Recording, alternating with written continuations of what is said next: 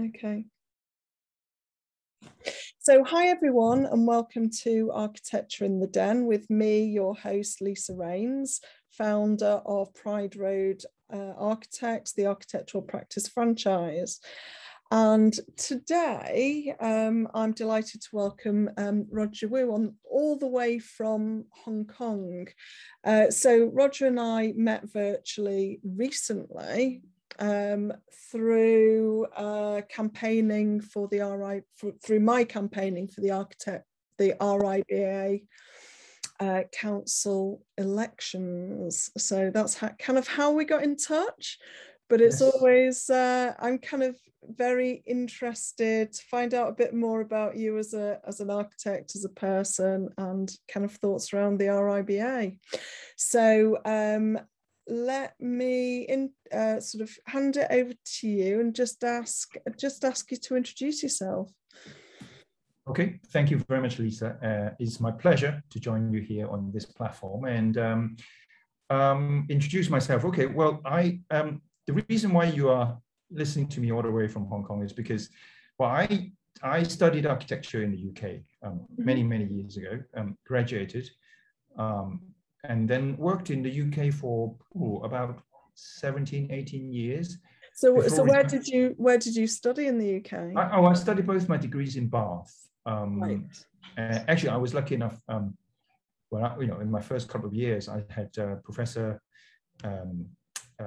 Tai Hang, when he was still alive, as my one of the people teaching us building engineering. So that was, I was at the tail end of when the architectural school and engineering school was very closely knit, and it was, although it was very technical, but it was kind of creatively technical, as it were.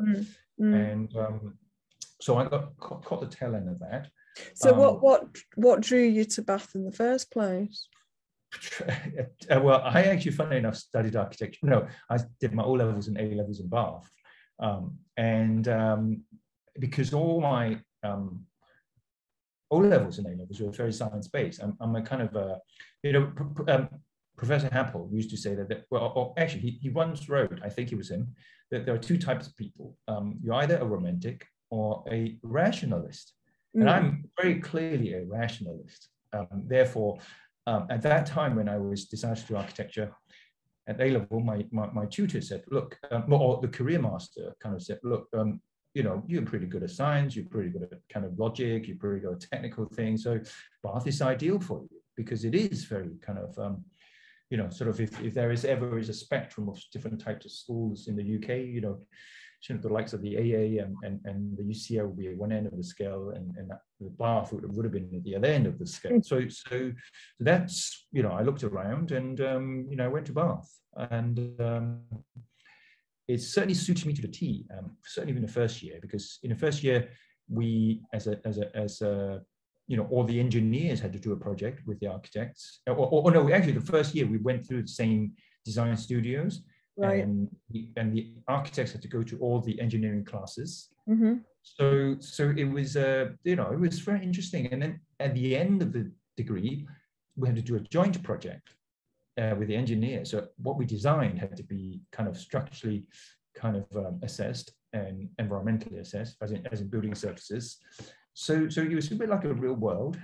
Some see it as a hindrance, some see it as a kind of, it's quite creative in his own way. So that's why I went to Bath. So it wasn't, it was good actually. I enjoyed it very much. Enjoyed it so much. And you mentioned kind of you did O-levels and A-levels. So yeah. Were you the kind of one of the last years of O-levels? Sorry? Were you one of the last years of O-levels then? Oh no, I look much younger than I am actually. So no, not one of the last. I'm trying to age. No, it was. I don't think so. I mean, I think it still went on for quite a few years after I've done. Okay. Yeah. I'm not asked for a date of birth yet. Not yet. Maybe you were working out by the end of it. But anyway. Oh dear. So no, I mean, I mean, actually, after you know, after my study in Bath, I mean, the good thing about Bath was that it was certainly in the first degree is what it calls thin sandwich course. So at the end of the second, third, and fourth year, you do your placements for at least 6 months, so 5 to 6 months. So you don't do your placement in one big chunk. So it's kind of broken down. You can do your placement in two. You have 3 opportunities to do 2 lots of 6 months to make up a whole year. So I worked all 3, all 3 occasions. So I worked for a large commercial firm to a, there was another firm which is my 3 bosses. They were partners and me. So I did everything else. And then I worked for a sort of a medium-sized company. So my first sort of a placement was a kind of big range. And before I joined Bath, I did a couple of summers of summer work in Hong Kong, in architectural practice in Hong Kong as well.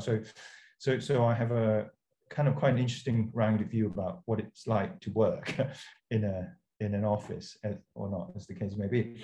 I remember when I was, one of the best thing I remember working for a big commercial firm, it was my first placement after year 2, was that every Wednesday or Thursday, we can take the afternoon off to go and play cricket because they have a cricket team. And, what more could you ask for, for your placement, and so that was fun. So, and then I did my second degree, and I ended up working in the UK, working in London for 16, 17 years. And most of it was with one firm for 16 years. And then I came to Hong Kong about 10 years ago, and here I am. So 16, 17 years in London, and then Hong Kong. Yeah, 10 years. 10 so years you can work that one out. So you're, what, 27 years experienced? Pretty much that, yeah. Experience. Okay. I started young. I'm getting there. Oh dear. I remember, going off from architecture, my mother-in-law, for some reason, managed to think I was a decade younger than I actually was. Okay. And I was like, right, so clearly she didn't understand architectural training. So I'm a qualified architect with, at the time, 18 years experience with 3 kids. How can you think that I'm actually, No, because maybe we have a very, sometimes I think we have a, sometimes architects are very, what's the word? Not naive, but a very idealistic kind of way of looking at the world. And sometimes that's mistaken for naivety, I think. But this is after our 7 years of education and but I mean, you still think that you can save the world, It keeps us young. Yes. So where were you working in London, and then what took you to Hong Kong? Well, I worked in when I graduated, it was a pretty tough time actually. I almost worked for about a year with no pay, and that was tough. Yeah, I mean, so how did you get a job there? Were you just going out? Oh, it was my tutor. I hate to say it, it was my tutor at university. Yeah, quite. But I mean, no, I think it was a really tough time, and I still remember. And then after a year, I really couldn't do it anymore. So I just said, look, I need to go and do something else. So I just stopped, and then luckily I found something within a couple of months. It was just by chance. It was probably one of the very few jobs that was being advertised in the whole of London at the time, because I remember that was I remember the interview very clearly. We had we were told it's just really showing my age. It was really almost like a compliment slip with a typewriter, typed up, and very, very short. You say, please come at this date to this place. And the exact word is, be prepared for concise interview. All right, okay. So I went with my portfolio under my arm and all dressed up and so on and so forth. And went to a reception. There was about 20, 30 people there waiting at the same time. And then we all kind of shuffled into this big conference room, and then we were promptly told, well, now you can leave your portfolio here and come back with a couple of hours. Now, what was very interesting was that at that time, in that location, there was actually nothing around there. There's nothing open at that time, 9 o'clock in the morning. So about 20 of us all kind of huddled together in a, I think it was a Wimpy's or something like that, and had a coffee and waited and kind of twiddled our thumb, sizing each other out. What are we going to do, and then we showed up after an hour or two, and then the guy who was in charge in the office read the list, said, this and this person, please stay behind, and the rest can collect your portfolio. And thank you very much for coming. So harsh. Yeah, it was like, but they weren't wrong. They said, be prepared for a concise interview. Yeah, so they weren't promising an interview. They said, be prepared. So you may or may not, and it will be a concise interview. It was so concise, they just said, okay, now these people, you've been selected to go through the next round. I think it was a Tuesday or something like that. So come back on a Friday, and you this time, you this time. So we could give it a half-hour time slot on the Friday.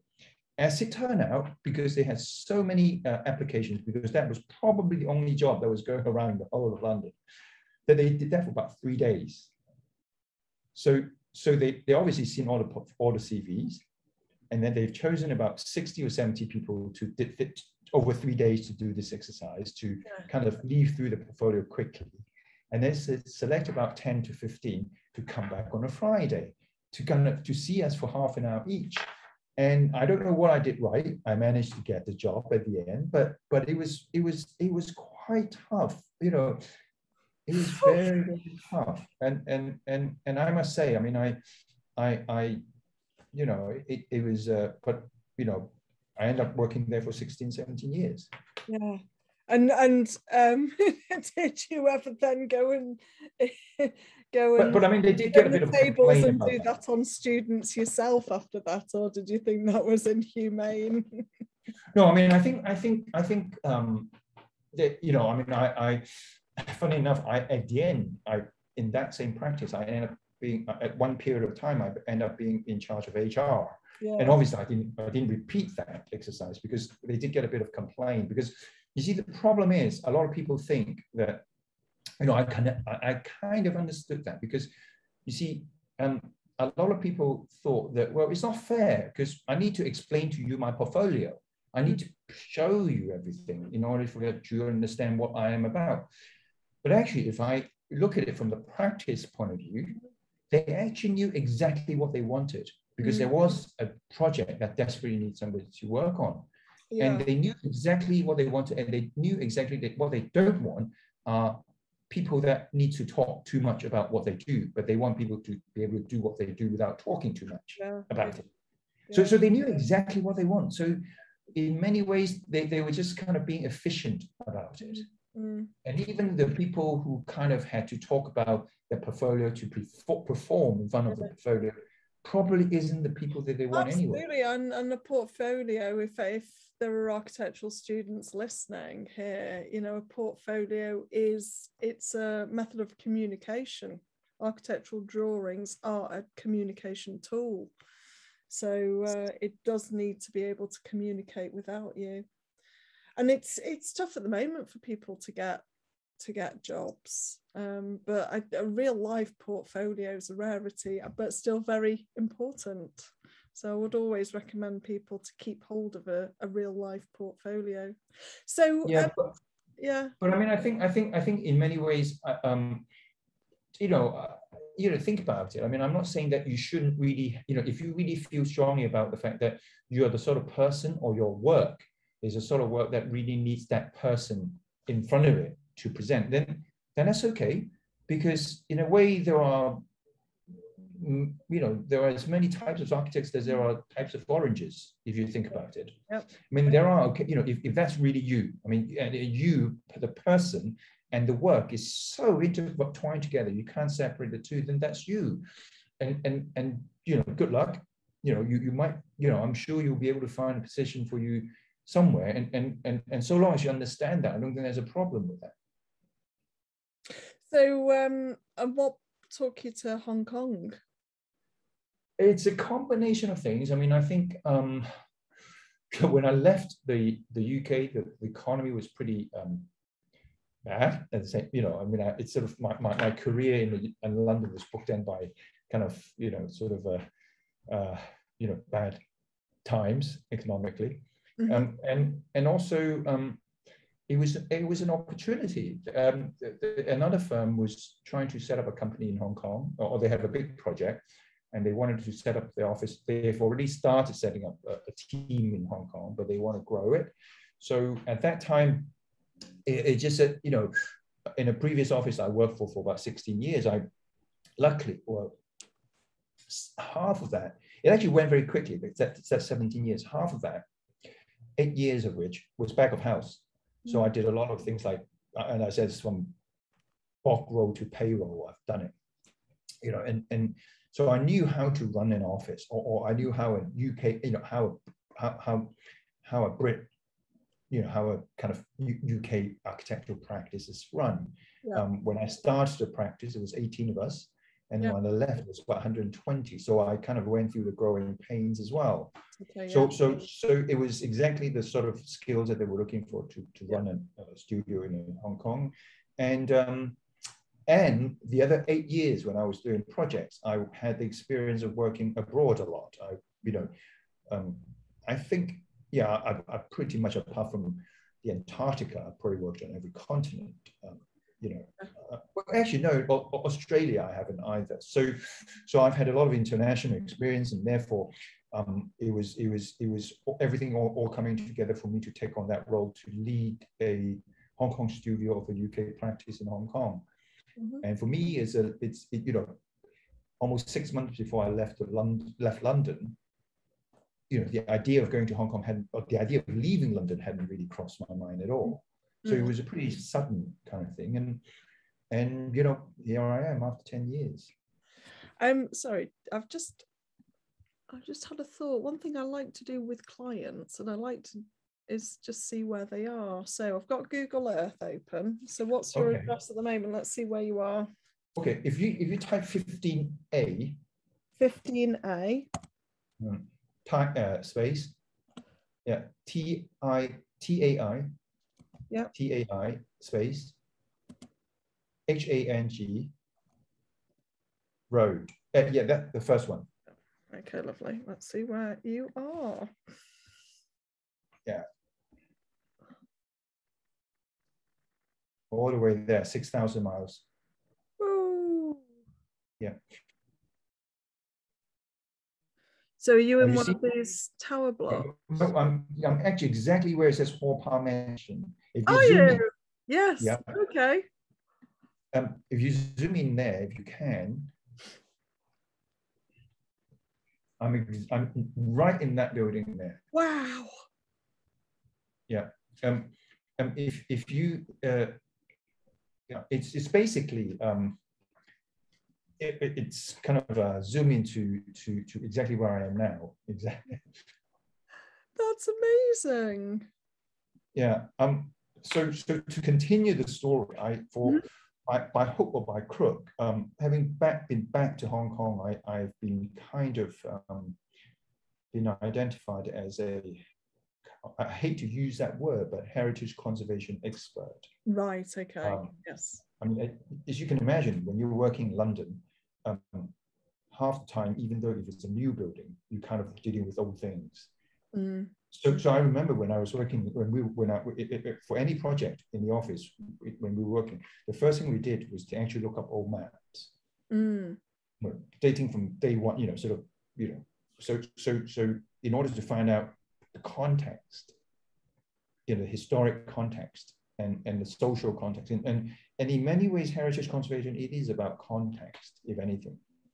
So anyway, I mean, from that practice, again, because of my international experience, I've been involved with heritage conservation projects from Russia to North Africa to I've been involved with a conservation or adaptive reuse of a Frank Lloyd Wright building in Florida. So you know, I have a little bit of experience in that. And so when I come to Hong Kong, I kind of quickly, because of the practice as well that I was leading in Hong Kong, and the project that we were working on. So then I taught a little bit at university, heritage conservation, and then I left the other practice, and then I started this job, which is really to turn an old 1930s historic building in Hong Kong into a music school. Mm-hmm. And we opened our doors in 2019, and now I'm running it. So I'm kind of sort of looking after the heritage program. I have staff looking at the, I have colleagues looking at the music program, and I'm sort of, running it. So my day job isn't necessarily an architect per se, Mm-hmm. but because of my architectural training led me to one thing, another, and so on and so forth. And now I'm effectively running an NGO that's basically a music school that's operating from an old building. So did they approach you as an architect? You found out about their business, and then you went in. Yeah, I mean, they were looking for, that was probably about 7 years ago when the project was still at its kind of infancy.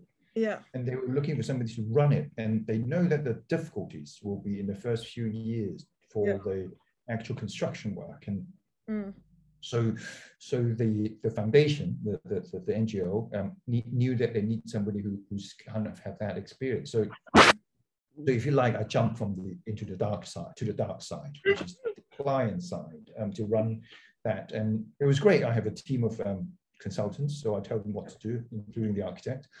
And anyway, I mean, I think it's good. I mean, I think because of that, and I have had experience of heritage conservation in Hong Kong as well by that time.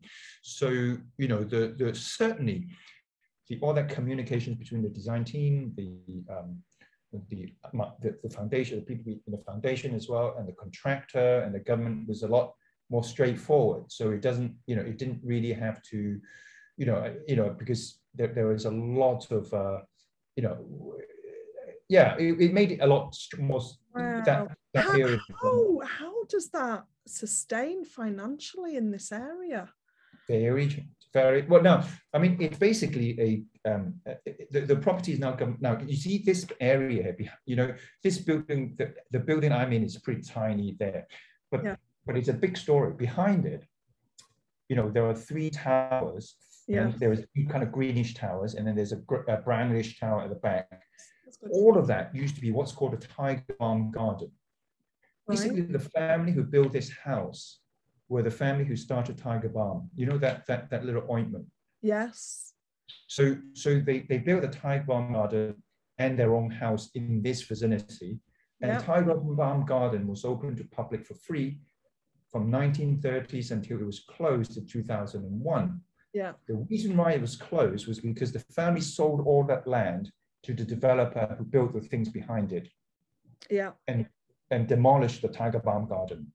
Right. And kept the house, and a tiny little thing that's left is now they gave it to the government. Yeah. So it's government owned. Yeah. So we are working in a way is a partnership program working with the government, and they pay for all the renovation. Right. And we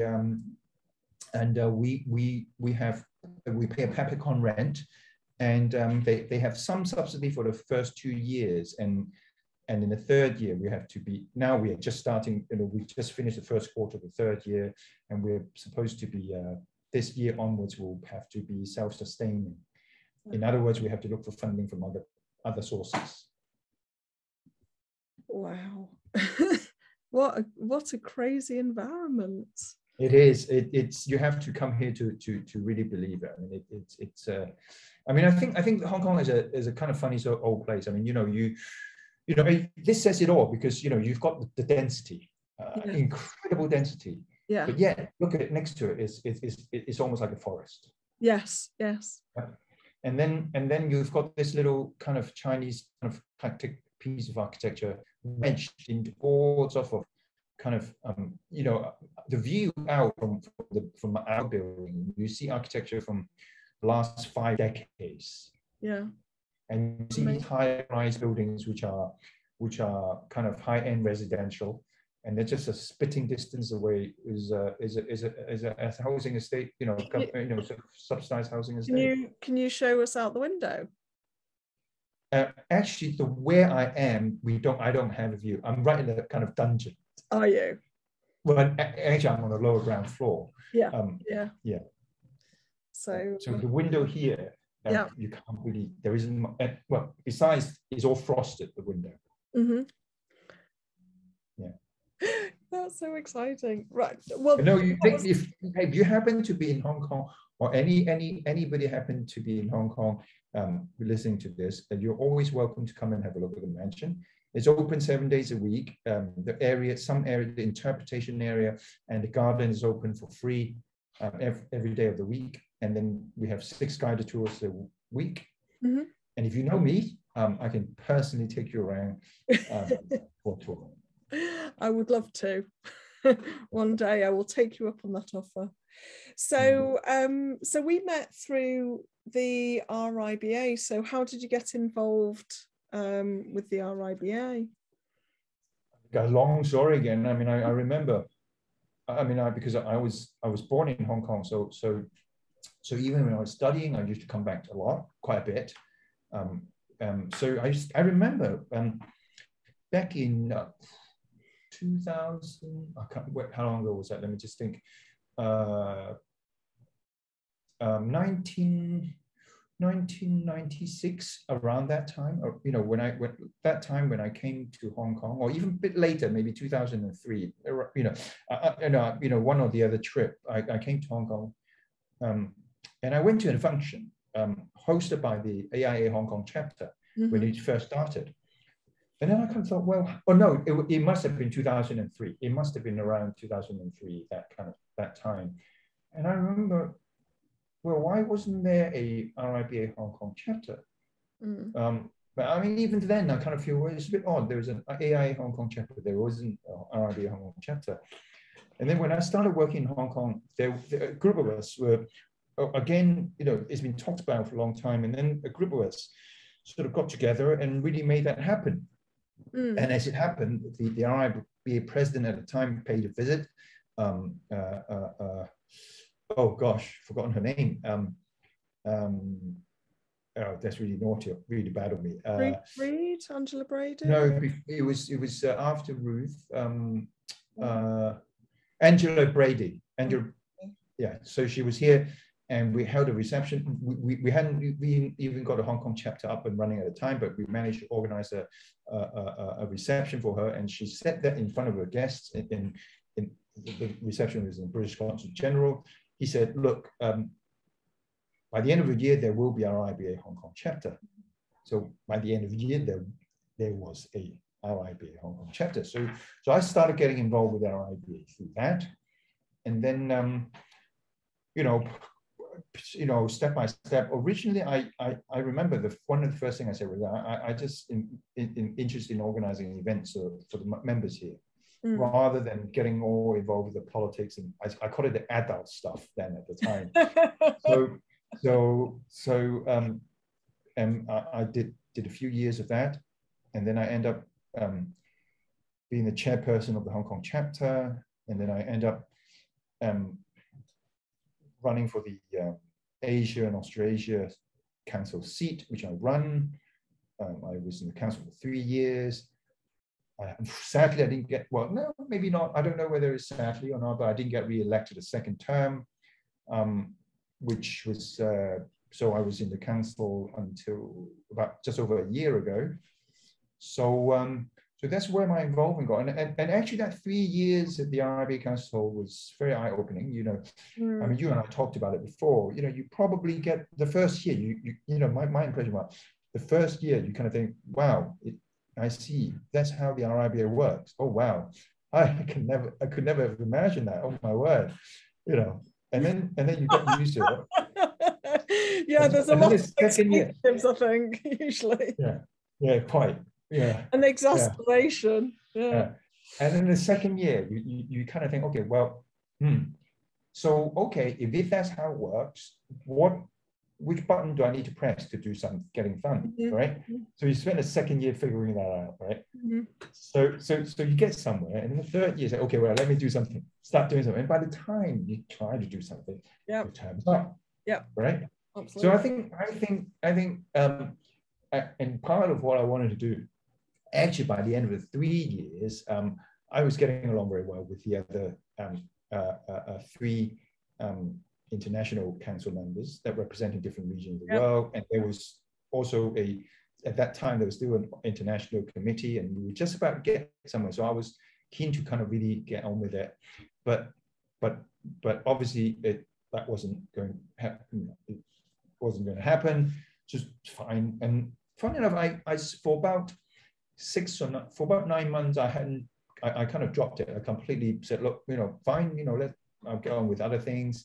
So I haven't really been involved until, well, I told a lie. I kept in touch with a lot of the council members that I got along with very well for that year, but nothing kind of, just chit chat and catching up and so on and so forth. But then the election came, and I realized that even though I'm not a council member, it doesn't mean that I don't need to.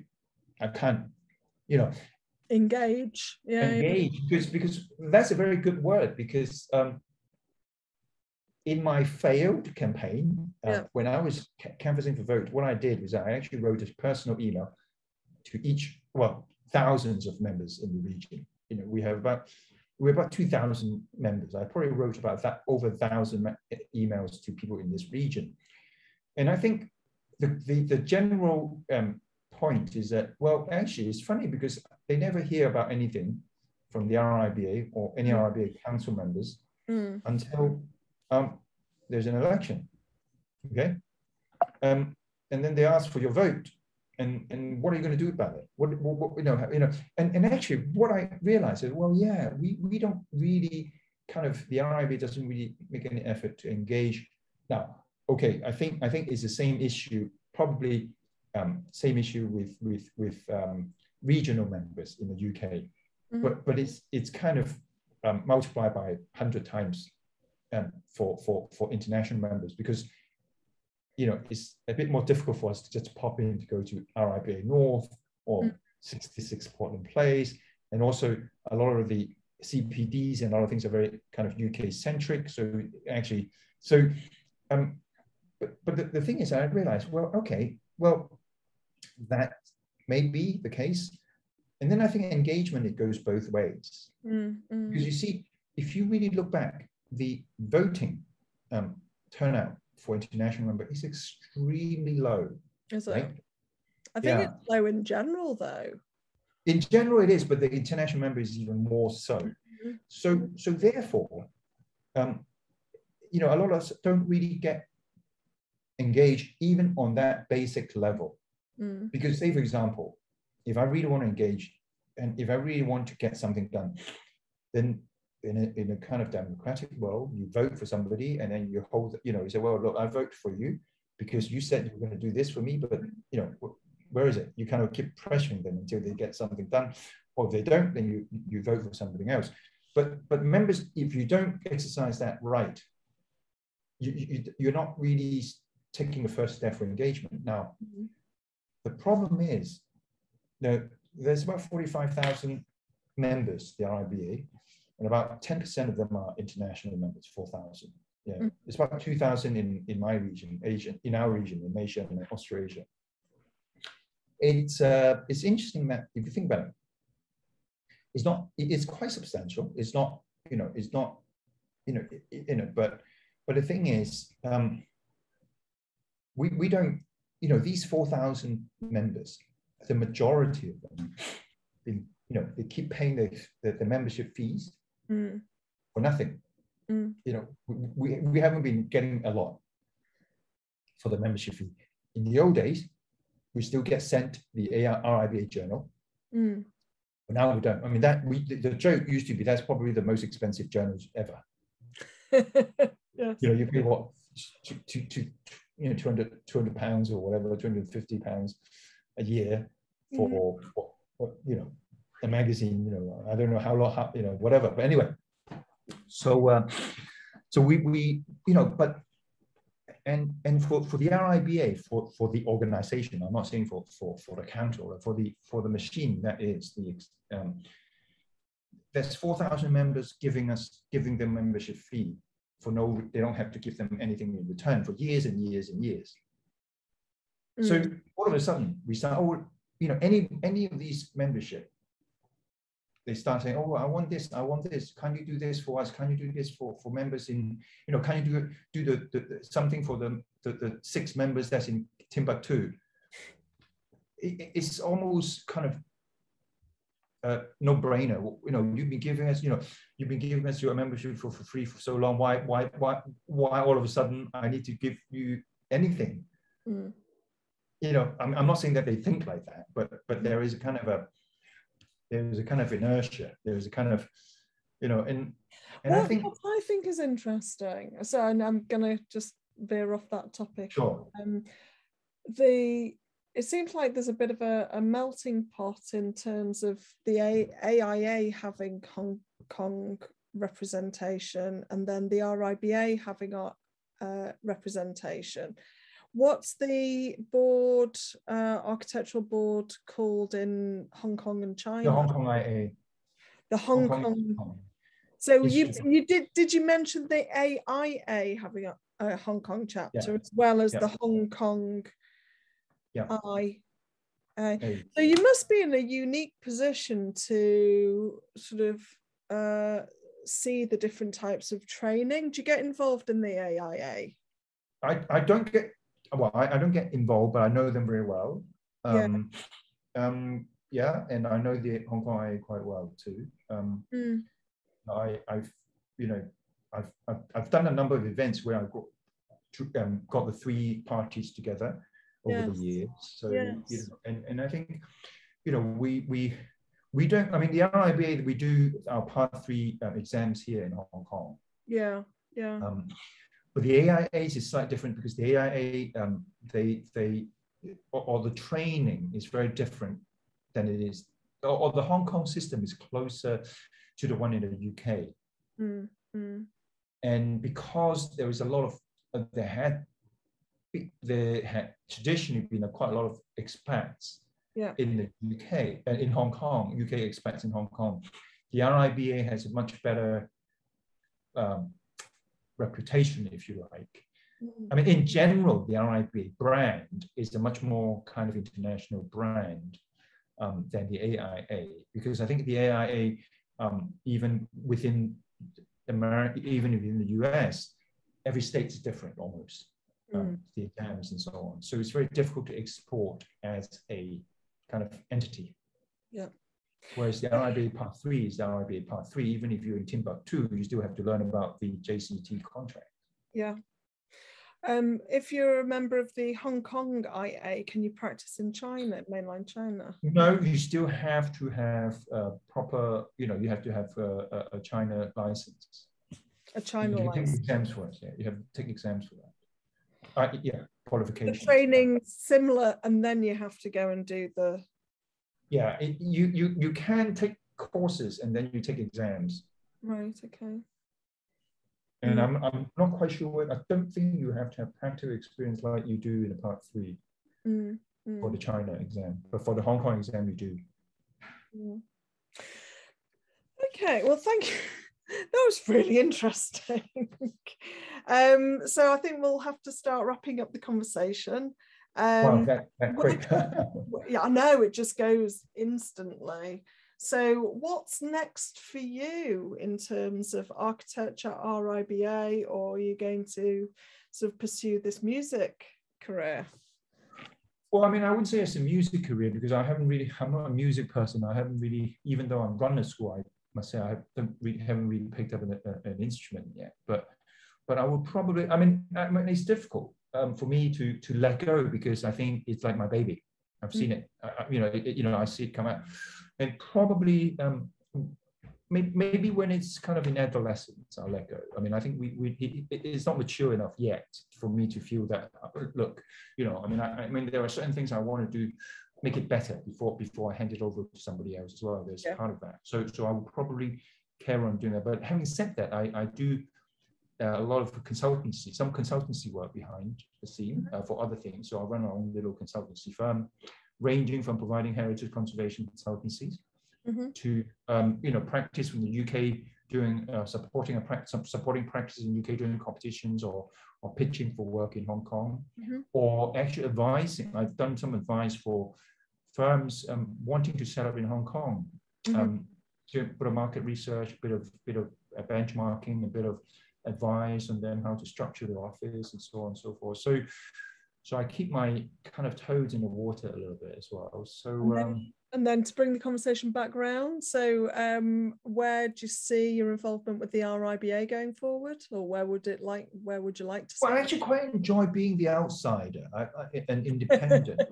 I mean, I think I can say whatever I want. Whereas the kind of, when you're in a council, you kind of feel obliged to kind of defend it a little bit. You see what I mean? You can't, I mean, I'm not trying to cause trouble, but I think, I quite like, the sessions that we did. I quite like to continue doing those with council members or not, or as the case may be, just to really like these podcasts. We kind of, and what I tend to do is have somebody next to me locally, and then somebody from on the internet, and then have a real, have a what I call a publicly private conversation. Yes, I enjoyed it when I came on with you and Bettina. Yeah. Yes. Yeah. No, I think we might, we'll certainly, and invite you back again one day if I manage to get it, going, continue, and see how it goes.